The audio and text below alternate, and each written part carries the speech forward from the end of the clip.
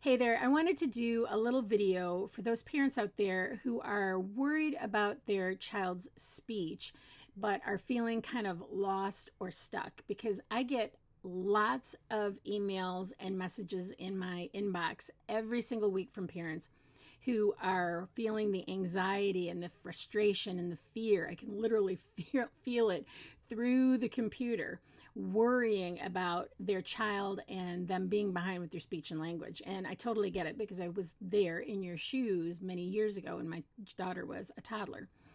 And I remember the sleepless nights and comparing her to other kids, which we shouldn't do, but we do, and focusing on what she wasn't able to do instead of what she was doing that was awesome, and forecasting what this might mean for her future. Like, will she ever talk? Is she going to be able to make friends? Is she going to get made fun of? And will she ever catch up? And I know that we all love our kids to bits, and we're going to accept them no matter what skills and abilities they have in development. But we also, as parents, I know, all want them to have an easier go at life, right? So I always use the analogy with parents when we're looking at being moms and dads, that being a parent is like taking your heart out and putting arms and legs on it and watching it walk around. We want to keep it safe. It's precious to us, and we want it to be happy and to flourish and all the things. And we want that for ourselves as parents, right? We want to feel happy and see our kids grow and do really, really well, and know that we're growing as parents as well. But this is the hard part when we see our kids struggling with something, right? Most of us are not child development experts. We don't have an extensive knowledge of the complexities of speech development in young kids. And it is way more complex than they talk about on TikTok. And that's why we start to get really overwhelmed and anxious and scared. It's kind of like being lost in the middle of New York and wanting to find the peace of the countryside and get back out into the country. You're feeling lost and stuck in that current position. But in order to get unlost, we have to take action. And this is where I see a lot of parents get stuck: taking action. They've taken the step of Googling and going down the Google rabbit hole and figuring out that their child is behind on some of those speech milestones. But that's kind of like going back to the analogy of being lost in the middle of New York. That's kind of like looking at the road signs, the street signs. You can see what streets you're on, but that doesn't tell you how to get out and what to do about it. So in order to get to the countryside, we're going to have to take some sort of action. So let's just stick with this analogy of being lost in the middle of New York and imagine that you don't have a cell phone that has a GPS. What action would you take? Would you try to find some place to find a map so you can figure it out on your own? Would you ask a stranger or strangers for help to guide you? Or would you kind of try to figure out the easiest way and have somebody else do it for you and call a taxi and have them take you out to the countryside? The point is that you're going to remain stuck there if you don't take some sort of action. And I know that sounds simplistic, but it's actually really hard for parents who are concerned about their child's development, because what's keeping them stuck from taking that first step and taking action is fear. It's fear of the unknown. It's fear of failure. It's fear that they're going to make the wrong choice. And the only wrong choice here is inaction. I've met many parents over the years who have regretted waiting to get help for their child's communication delays, but I've never met one who regretted acting and taking action sooner. So if you're worried about your little one's speech and language and you're feeling stuck, I want to offer a little bit of coaching for you in this video to help you work through that. So pause the video, grab a piece of paper, a journal, and a pen, and I want you to jot down your answers to the following questions. And the first one is, what is it that's keeping me from taking action? What is it that I fear? Jot them all down. Don't hold back.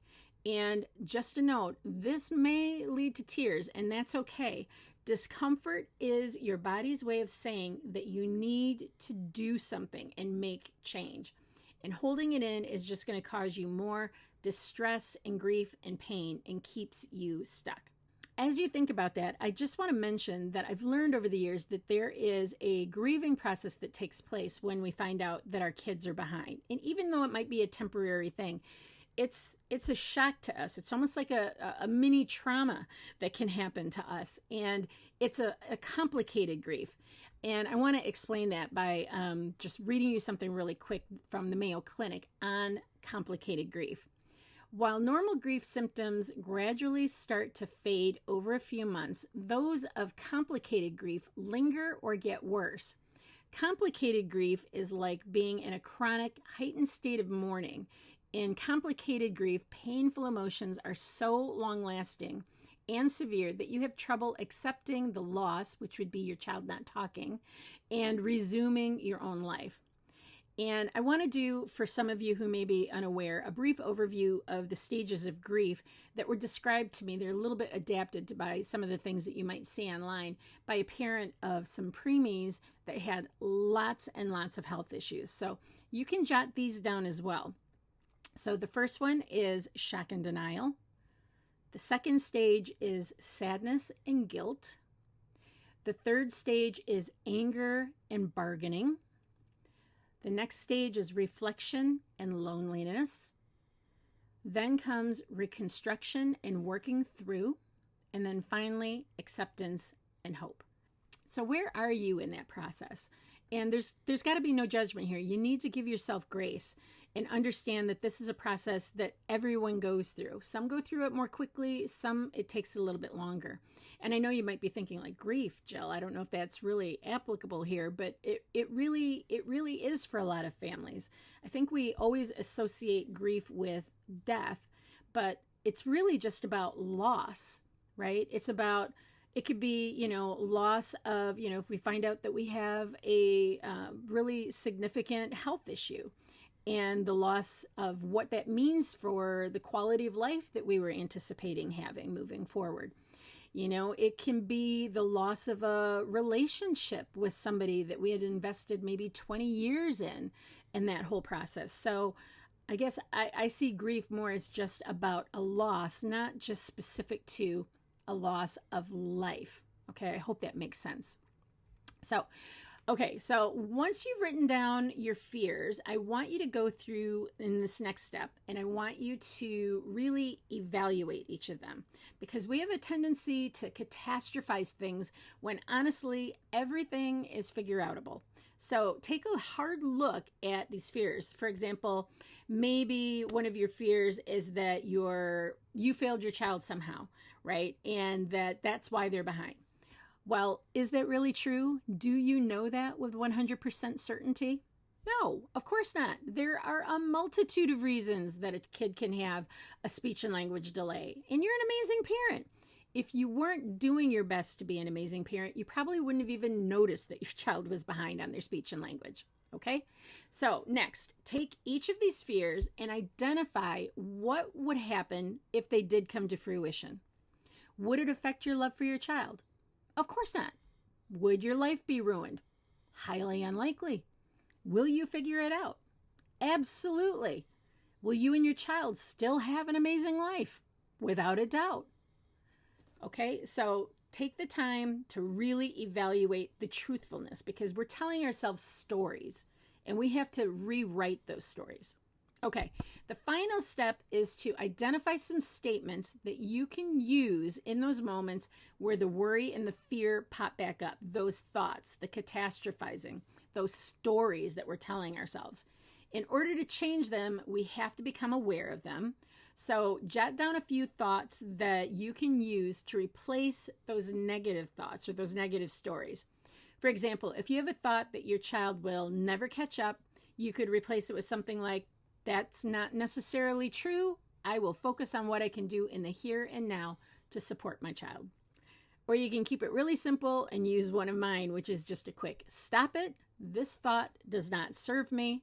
And then I usually follow it up with, everything is going to be fine, to keep me present in the moment now, rather than forecasting the gloom and doom that my brain wants to go to in the future.